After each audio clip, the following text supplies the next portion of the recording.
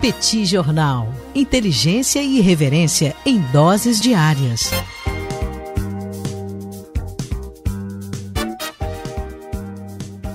Em 1º de outubro de 1949, chegou ao poder na China o Mao Tse-tung, como ápice de um processo que ficou conhecido como Revolução Chinesa. Para marcar a data redonda de 70 anos, o Petit Jornal aproveita e fala um pouco sobre o processo de desenvolvimento econômico chinês, quais foram as medidas, qual foi a estratégia que permitiu à China alcançar nos dias de hoje o segundo maior PIB do planeta e ainda com fôlego para crescer mais, tanto tem fôlego que os americanos se sentem intimidados e têm adotado medidas de contenção, como é o caso da guerra comercial sobre a qual nós já falamos diversas vezes aqui no Petit Jornal.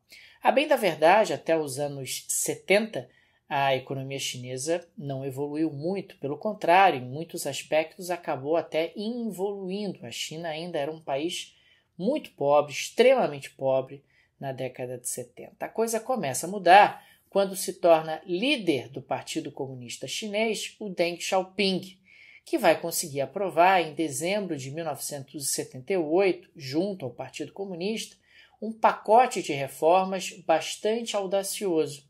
Na época, ele dizia: enriquecer é glorioso. Ou seja, claramente o objetivo do Deng Xiaoping era enriquecer a China. Afinal, enriquecer é glorioso. O pacote do Deng Xiaoping tinha 4 frentes de atuação principais. A primeira era a frente agrícola. O Deng Xiaoping propunha abandonar gradativamente o sistema de coletivização da produção agrícola e também o sistema de planificação da produção agrícola, de definição através de órgãos centrais da produção agrícola. Dessa forma, você teria espaço aí para um aumento na produção de alimentos e uma lógica um pouco mais capitalista no campo chinês. Uma segunda frente, a construção de um ambiente liberal para as empresas privadas.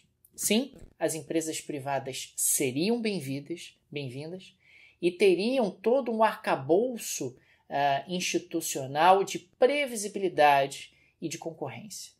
Com concorrência, com previsibilidade, os investimentos aconteceriam e as empresas seriam forçadas a oferecer produtos cada vez melhores e cada vez mais baratos.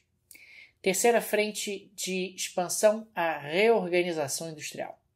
Reorganização industrial que seria feita com a entrada de investimento estrangeiro direto, investimento produtivo, empresas estrangeiras que seriam autorizadas a utilizar o território chinês para suas plantas industriais.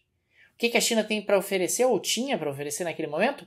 Uma mão de obra extremamente barata e também um câmbio extremamente desvalorizado. Você trazia meia dúzia de dólares e conseguia trocar por uma quantidade inacreditável de yuans, o que tornava o investimento dentro da China extremamente barato para um estrangeiro. E a quarta frente de atuação, que está muito ligada à terceira, que é a abertura da China ao comércio exterior.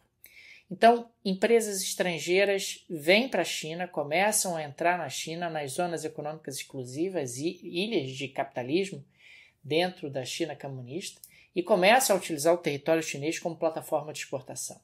A China começa a inundar o mundo com seus produtos bastante baratos, produzidos com custos bastante reduzidos. É claro que conforme o crescimento econômico chinês vai acontecendo, impulsionado pelo setor externo, impulsionado pelas exportações, parte deste aumento de renda acaba sendo acumulado localmente, virando investimento de empresas chinesas que começam gradativamente a ter relevância no cenário industrial chinês, no cenário produtivo chinês.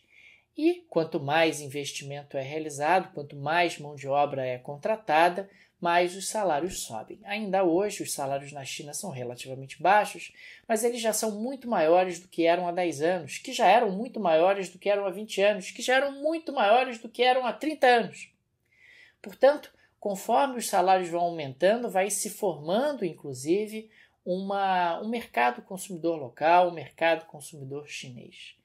Esse modelo chinês de inclusão de pessoas, claro que inclusão de pessoas ao longo do tempo é algo absolutamente impressionante, afinal os chineses já retiraram mais de 700 milhões de pessoas da miséria.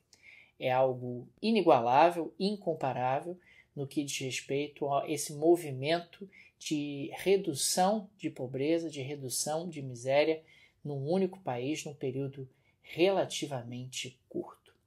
Pois é, gente, e a China continua tendo fôlego. Ela continua tendo fôlego porque ela continua tendo capacidade exportadora, ainda tem produtos competitivos e agora começa a exportar produtos com cada vez maior coeficiente tecnológico.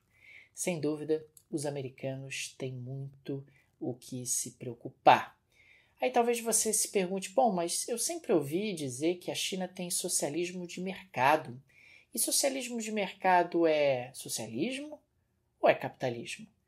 E aí eu acabo encerrando com uma outra frase do Deng Xiaoping, da época justamente dessas reformas, onde ele dizia: não importa a cor do gato, importa é que o gato cace ratos.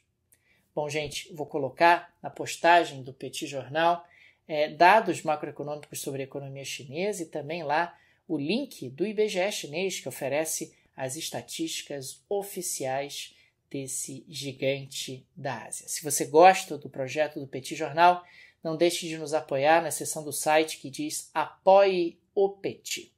No mais, eu sou Daniel Souza e falo para o Petit Jornal.